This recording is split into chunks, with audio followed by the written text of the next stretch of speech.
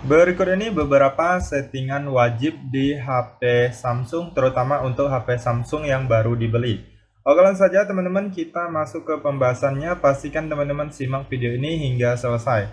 Nah, yang pertama untuk HP yang baru dibeli, biasanya saya akan menghapus aplikasi-aplikasi yang tidak digunakan atau tidak dibutuhkan ya teman-teman ya. Nah, biasanya itu memang banyak sekali aplikasi-aplikasi yang terinstall secara otomatis bawaan dari HP-nya. Nah, jadi teman-teman silahkan cek aja aplikasi-aplikasi yang kalian rasa tidak dibutuhkan atau tidak digunakan ya. Daripada membebankan penyimpanan atau memori, teman-teman hapus saja. Nah, untuk cara menghapusnya cukup mudah sekali. Teman-teman tinggal klik dan tahan pada aplikasinya, lalu pilih I di dalam lingkaran. Kemudian di sini kalian pilih hapus instalan ya. Kemudian kalian klik OK.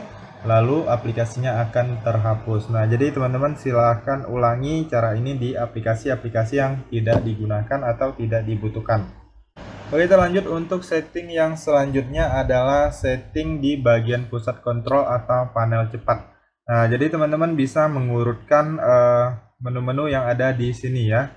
Nah, jadi caranya kalian masuk ke pusat kontrol atau panel cepat, teman-teman bisa urutkan menu-menu yang sering kalian gunakan ya, atau yang kalian prioritaskan.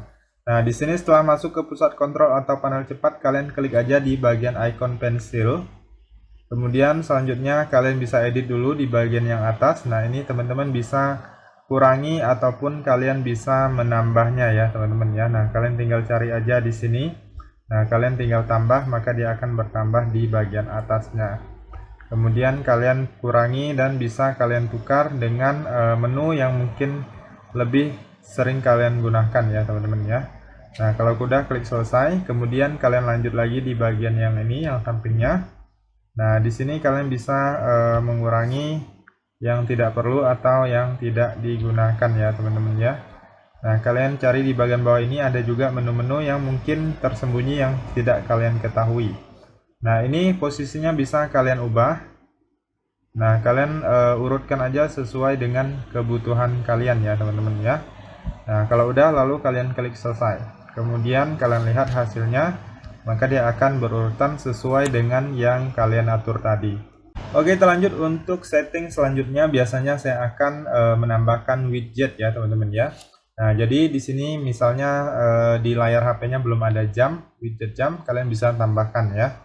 Nah, kalian tinggal klik dan tahan di bagian layar kosong ataupun kalian cubit dua jari. Nah, kemudian pilih widget. Lalu kalian cari di bagian bawah ini, kalian cari yang namanya jam. Kemudian teman-teman silahkan pilih jam yang tersedia. Kemudian kalian klik dan tahan, lalu geserkan ke atas. Kemudian kalian atur ukurannya, kemudian selesai. Dan kalian juga bisa menambah widget-widget lainnya jika kalian mau ya teman-teman ya. Nah, misalnya di sini perawatan perangkat ya.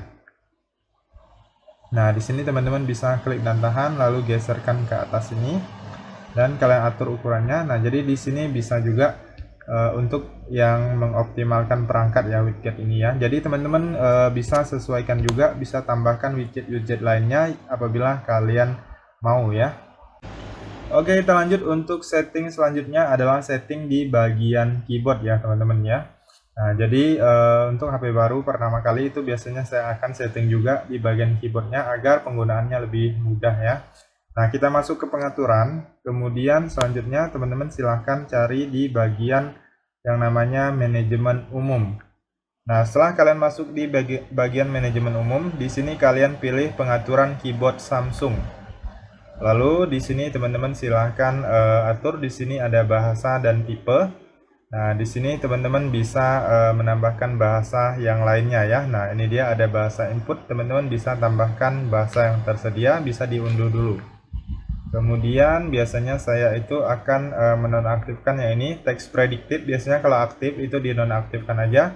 Nah, text predictive itu biasanya akan ada saran-saran teks ya teman-teman ya. Nah, kalau kalian tidak suka ada saran atau lebih suka chat secara singkat, ini dimatikan aja. Kemudian di sini saran stikernya tetap diaktifkan. Kemudian di sini opsi pengetikan lainnya. Nah, ini biasanya saya aktifkan juga, huruf besar otomatis. Kemudian yang ini wajib diaktifkan, toolbar keyboard ya. Nah, kemudian di sini di bagian keyboard kontras tinggi. Nah, jadi teman-teman apabila kalian suka dengan keyboard yang berwarna, nah teman-teman bisa menggunakan keyboard kontras tinggi ini ya. Nah, jadi dia ada beberapa pilihan warna, teman-teman silahkan pilih mau yang mana. Nah, kalian sesuaikan aja jika kalian suka menggunakan keyboard yang lebih berwarna ya. Nah, biasanya saya jarang pakai yang ini, kalian sesuaikan aja apabila kalian suka. Nah, jadi warnanya lebih cerah ya. Kemudian selanjutnya di sini kita bisa atur juga ukuran dan transparansinya. Nah, mengaturnya seperti ini, kalian tinggal tarik-tarik aja. Nah, jika tarik ke atas dia jadi lebih besar dan lebih mudah kita menggunakannya ya, mengetiknya lebih mudah. Nah, kemudian bisa direset juga dari sini, bisa klik selesai jika mau pengaturannya seperti ini ya. Nah, bisa direset, dia akan kembali ke awal lagi. Kemudian selanjutnya di sini tata letaknya, teman-teman bisa aktifkan ya, ini tombol angka. Biasanya saya aktifkan tombol angkanya biar muncul lebih mudah penggunaannya. Kemudian aktifkan juga karakter alternatif ya. Nah, ini karakter alternatifnya seperti ini, kalian klik dan tahan maka akan muncul karakter alternatif ya. Nah, jadi teman-teman bisa menggunakannya lebih mudah tanpa perlu menekan di bagian bawahnya. Nah, kemudian selanjutnya yaitu di bagian ukuran font ya teman-teman ya. Nah, ini ukuran font kalian bisa atur juga, bisa diperbesar ataupun diperkecil ya. Jadi kalian sesuaikan aja dengan kebutuhan. Nah, kurang lebih seperti itu untuk setting di bagian keyboardnya. Kemudian kita keluar dan lihat keyboardnya seperti apa. Nah, ini saya contohkan di sini. Nah, biasanya saya juga akan setting di bagian toolbarnya. Nah, di sini saya akan urutkan menu-menu yang sering saya gunakan ya. Kita klik di bagian titik 3 ini, kemudian teman-teman bisa menambahkan misalnya keyboard satu tangan ya. Nah, kalian tambahkan, kalian geser ke atas. Nah, jadi misalnya kalian apabila sedang menyetir dan penting untuk menggunakan telepon, kalian bisa menggunakan mode satu tangan ini ya. Nah, jadi dia akan mengecil seperti ini. Jadi lebih mudah apabila kita ingin mengetik dengan satu tangan. Nah, seperti itu kurang lebihnya untuk mengatur atau setting di bagian keyboard. Oke, kita lanjut untuk setting selanjutnya adalah setting di bagian tampilan layar depan ya teman-teman ya. Nah, biasanya untuk aplikasi-aplikasi ini sebenarnya awalnya itu tidak berurutan seperti ini ya teman-teman ya. Misalnya ini WhatsApp-nya ada di samping sini atau di dalam. Nah, di sini saya keluarkan dulu. Misalnya dia di atas ini ya. Nah, jadi teman-teman bisa mengaturnya. Nah, kalian urutkan, kalian susun agar terlihat lebih rapi ya teman-teman ya. Kemudian biasanya ini YouTube-nya di dalam ini aplikasi Google. Nah, bisa kita keluarkan untuk aplikasi-aplikasi Google yang sering kita gunakan. Nah, misalnya YouTube kita keluarkan dari sini. Lalu kita bisa meletaknya di bagian layar depan ya. Nah, kemudian setelah kalian urutkan, di sini kalian juga bisa masuk ke settingannya. Kalian klik dan tahan di bagian layar kosong ataupun cubit seperti ini, dua jari. Kemudian klik pengaturan. Nah, di sini ada tata letak layar depannya. Nah, di sini ada dua pilihan ya, teman-teman ya, layar depan dan aplikasi. Nah, jadi tampilan seperti ini kalau layar depan dan layar aplikasi. Kemudian kalau hanya layar depan dia akan terpusat hanya di bagian layar depan aja ya. Biasanya saya pakai yang hanya layar depan. Kemudian yang ini kisi layar depannya teman-teman bisa atur ya teman-teman ya ukurannya. Nah, di sini ada 4x6, kemudian 5x5, kemudian 5x6. Nah, kalian sesuaikan aja. Biasanya saya pakai 5x5, jadi dia nggak terlalu besar dan tidak terlalu kecil juga. Kemudian selanjutnya di bagian ini Google Discover ya. Nah, biasanya kalau ini dinonaktifkan atau aktif, dia akan ada artikel Google di samping ini. Nah, jadi bagi teman-teman yang suka baca artikel, kalian bisa aktifkannya ini. Bagi kalian yang tidak suka, merasa terganggu, bisa dinonaktifkan aja ya. Nah, bisa dimatikan dari sini. Kemudian bisa kunci tata letak layar depan juga jika kalian mau. Jadi aplikasi-aplikasi yang ada di layar depan itu dia tidak akan berpindah ya. Misalnya ini saya mau ubah, nggak bisa ya, tata letak layar depan dikunci ya. Nah, jadi kalian bisa kunci jika mau aplikasinya lebih aman dan tidak berpindah-pindah ya teman-teman ya. Nah, seperti itu. untuk setting di bagian tampilan layar depannya. Oke, kita lanjut untuk setting selanjutnya, yaitu usap ke bawah untuk panel notifikasi ya. Nah, jadi kita bisa usap dari bawah seperti ini untuk melihat notifikasinya. Nggak perlu kita usap dari atas layar paling atas ya, jadi dari bawah juga bisa.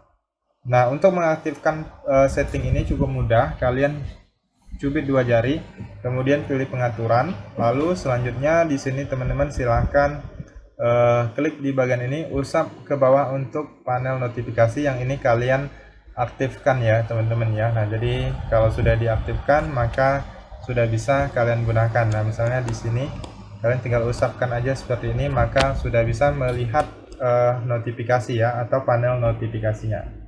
Oke, kita lanjut untuk setting selanjutnya. Biasanya saya akan mengaktifkan yang namanya kunci layar. Nah, jadi setiap HP itu menurut saya wajib sekali ada kunci layar agar lebih privasi atau lebih aman dan tidak mudah diakses semua orang ya. Nah, jadi untuk mengaktifkan kunci layar, kalian masuk dulu ke pengaturan. Kemudian di sini kalian silahkan masuk ke bagian keamanan dan privasi. Selanjutnya di sini pilih kunci layar. Nah, di sini saya sudah aktifkan ya teman-teman ya. Nah, kalian pilih kunci layar, lalu biasanya di sini akan ada pilihan seperti ini. Nah, ada pin, kata sandi, pola, dan lainnya. Kemudian kalian pilih aja. Nah, saya contohkan pola ya. Nah, jadi kita silahkan buat kunci baru kita ya. Nah, saya contohkan seperti ini. Kemudian klik lanjutkan, kemudian kita masukkan satu kali lagi dengan kunci yang sama, lalu klik konfirmasi. Nah, kemudian di sini klik OK aja kalau ada muncul. Kemudian teman-teman juga bisa mengaktifkan kunci sidik jari agar penggunaan kuncinya lebih fleksibel ya. Jadi kalian tinggal tempelkan aja sidik jari kalian di bagian sensor kuncinya. Nah, jadi lebih mudah ya. Oke, kita lanjut untuk setting selanjutnya adalah waktu tunggu layar ya. Biasanya untuk HP baru itu waktunya sangat singkat sekali sehingga layar HP-nya cepat mati atau terkunci ya teman-teman ya. Nah, jadi teman-teman bisa atur waktunya, bisa sesuaikan dengan kebutuhan kalian. Nah, untuk mengatur waktu layarnya cukup mudah sekali. Teman-teman masuk aja ke pengaturan, kemudian kalian gulir, lalu pilih di bagian tampilan. Kemudian sekalian pilih di bagian waktu tunggu tampilan layar. Nah, ini dia, biasanya itu 30 detik ataupun 15 detik ya, jadi sangat singkat sekali. Nah, teman-teman silahkan sesuaikan mau pakai waktu yang mana. Nah, saya contohkan di sini pakai 10 menit ya, karena saya sedang membuat video tutorial.